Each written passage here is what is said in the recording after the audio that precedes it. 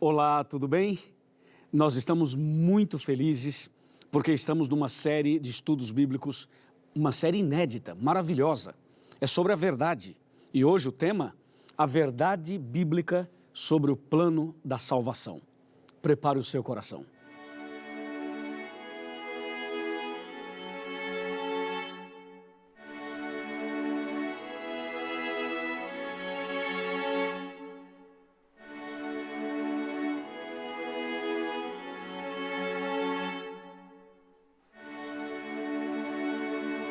Não existe nada mais injusto e ao mesmo tempo que traga mais alívio do que alguém assumir a culpa de algo que nós somos os verdadeiros culpados.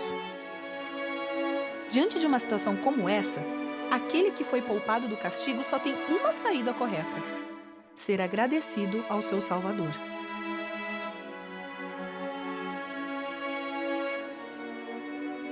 Já estou com a minha Bíblia aberta aqui e eu espero que a sua também esteja aberta. E o primeiro texto de hoje está em João 3, verso 16, que diz assim: Porque Deus amou ao mundo de tal maneira que deu seu Filho unigênito, para que todo o que nele crê não pereça, mas tenha a vida eterna. Que texto doce, não é? Que texto maravilhoso. Ele fala do amor de Deus e da salvação.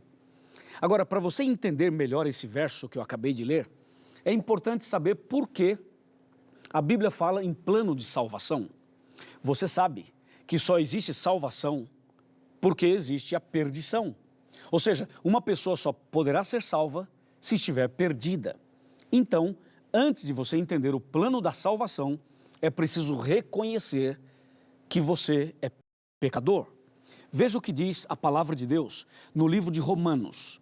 Eu quero ler com você Romanos, capítulo 3, versículo 23. Olha que texto importantíssimo. Diz assim: porque todos pecaram e carecem da glória de Deus. Olha agora Romanos 5, verso 12. Diz assim: porque assim como por um só homem entrou o pecado no mundo e pelo pecado a morte, assim também a morte passou a todos os homens, porque todos pecaram. Veja que a Bíblia é clara ao dizer que todos nós somos pecadores. E quando a Bíblia fala que todos pecaram, aí nós temos que analisar um outro texto de Romanos 6, 23, que diz assim: o salário do pecado é a morte, mas o dom gratuito de Deus é a vida eterna em Cristo Jesus, nosso Senhor. Mas a primeira parte do verso de Romanos 6, 23 é que o salário do pecado é a morte. Mas que tipo de morte? Qual é a morte que é o salário do pecado? Bem, se você analisar Apocalipse capítulo 21, versículo 8, vai ver que a morte que a Bíblia se refere é a morte eterna.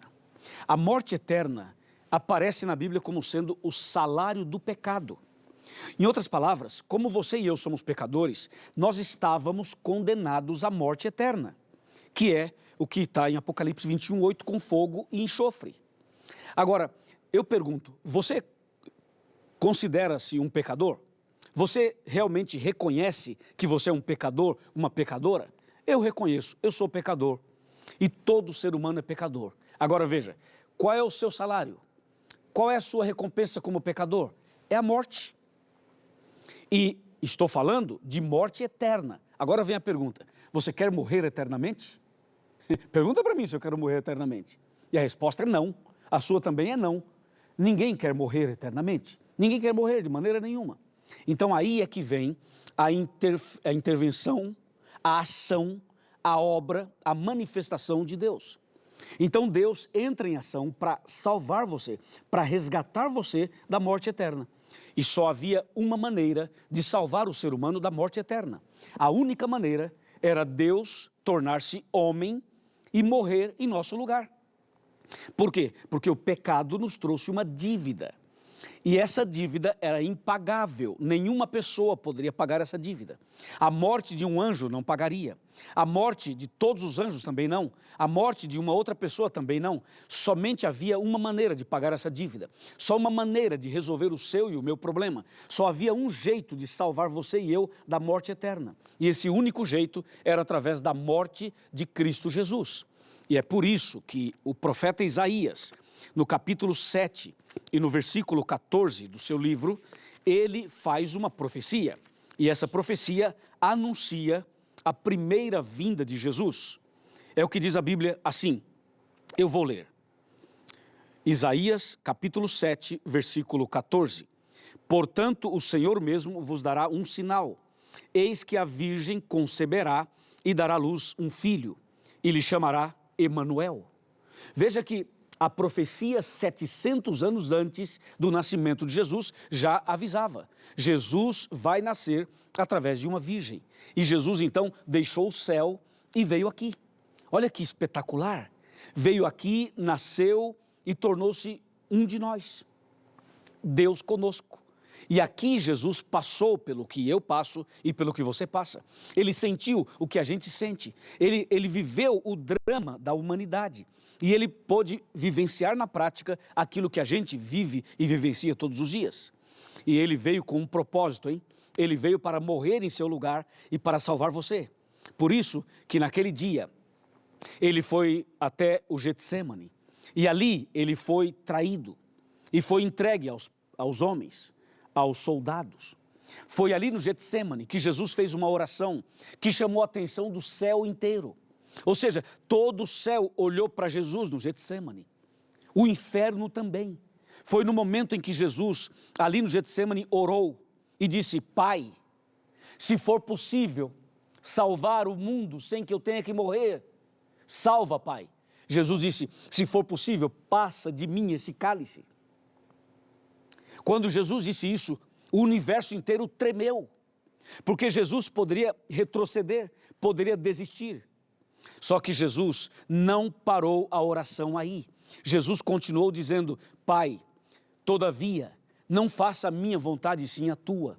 E foi aí que Deus disse, Filho, não tem outro jeito de salvar as pessoas sem que você morra. E Jesus disse, eu estou disposto a ir até a cruz. E Jesus foi até a cruz. Que momento dramático. É uma mistura de amor, sofrimento, lágrimas, sangue. Quantas coisas aconteceram. Jesus foi preso, julgado, condenado. Colocaram uma coroa de espinhos na sua cabeça. Colocaram uma cruz nas costas dele. Jesus começou a andar pela via dolorosa. E Jesus foi até o Monte do Calvário. E lá ele foi crucificado entre dois ladrões. À direita de Jesus havia um ladrão, à esquerda havia outro. O ladrão da direita se arrependeu ao ver Jesus morrendo para salvar a humanidade. E o ladrão da esquerda continuou blasfemando.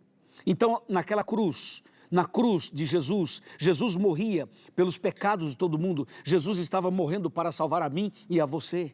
Mas a cruz da direita daquele ladrão mostra que um homem estava morrendo para o pecado, estava aceitando Jesus, estava entregando a vida no último minuto. E do lado esquerdo, um homem morria no pecado, morria perdido. Meu amigo, a morte de Jesus na cruz é uma chance de salvação para todo mundo. Algumas pessoas aceitam Jesus, outras pessoas não aceitam. Algumas pessoas se entregam, outras pessoas rejeitam. Eu sei disso, mas não importa. O importante é que a palavra de Deus seja ensinada, é que o plano da salvação seja compreendido, para que você compreenda e tome a sua decisão. Eu sei que nem todos serão salvos, mas eu tenho que pregar para todos. Eu sei também que Jesus tem um propósito na sua vida. Por isso Jesus morreu na cruz, por isso ele se entregou naquela cruz. Quando Jesus abriu os braços, sangrando, sofrendo, agonizante, e disse aquela frase, está consumado. Quando Jesus disse está consumado, Jesus estava dizendo o seguinte, está pago, está resolvido o problema. O ser humano pode voltar para o céu, o ser humano pode ter a vida eterna, o ser humano pode ser salvo. Jesus pagou a dívida, Jesus resolveu o problema, Jesus abriu as portas do cativeiro, Jesus então pagou aquilo que se exigia que fosse pago. Ou seja, na verdade, Jesus na cruz nos deu o direito de ter a vida eterna. Não é lindo isso? Não é maravilhoso tudo isso? Com certeza é maravilhoso.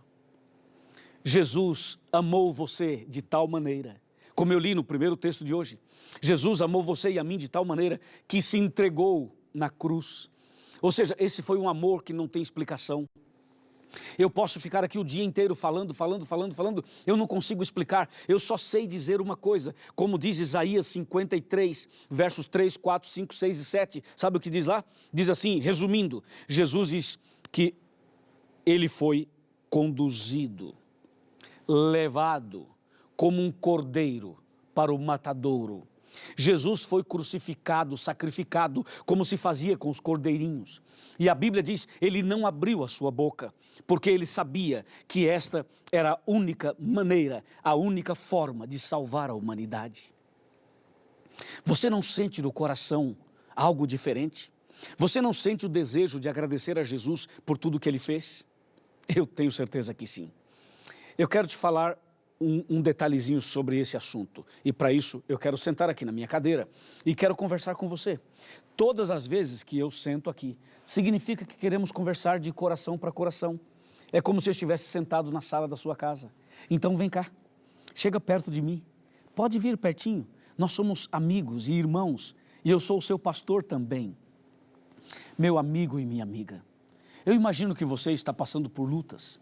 Eu imagino que sua família está passando por momentos difíceis, mas eu quero que você saiba, a grande notícia, na cruz, Jesus pagou sua dívida.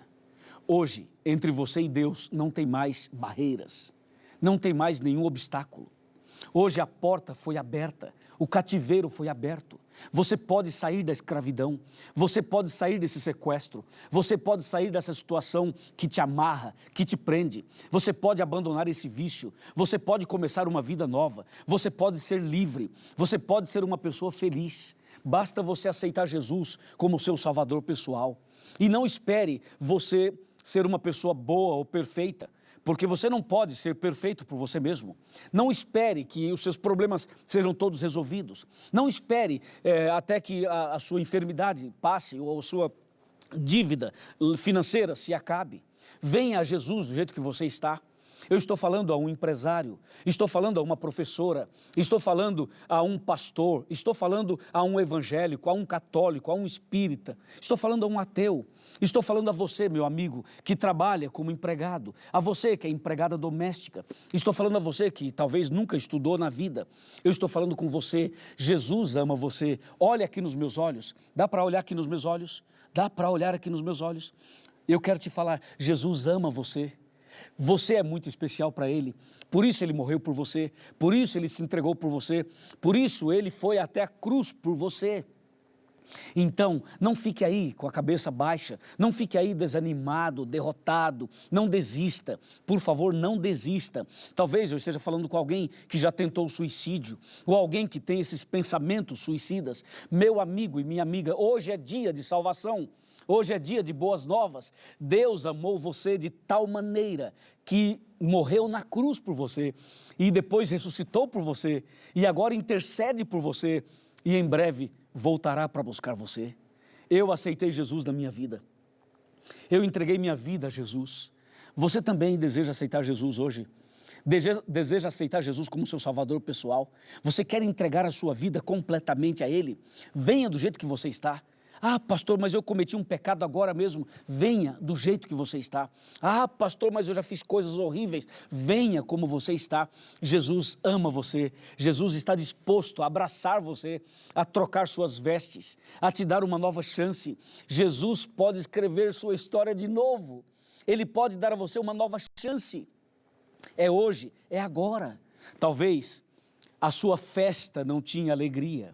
Talvez o seu combustível estava acabando, talvez o seu rio estava secando, mas hoje é dia de boas novas, hoje é dia de recomeçar, hoje é dia de paz, de esperança, hoje é dia de salvação, hoje a salvação entrou na sua casa, aleluia, diga glórias a Deus, porque a salvação chegou à sua casa. Louvado seja Deus, parabéns, aceite Jesus e ande com Ele. Eu quero fazer uma oração por você agora. Feche os seus olhos. Vamos orar e agradecer a Jesus. Ó Pai maravilhoso, louvado seja o Teu nome. Obrigado, Senhor, por essa salvação tão incrível. Obrigado porque Jesus morreu por nós. Nós aceitamos Jesus como Salvador pessoal e nós queremos agora dar nossa vida totalmente para o Senhor. Abençoa essa pessoa que ora comigo. Abençoa essa família inteira. Derrama a tua graça sobre essa pessoa. E que quando Jesus voltar, ela, ele e todos nós sejamos salvos. Em nome do nosso querido e maravilhoso Cristo Jesus. Amém.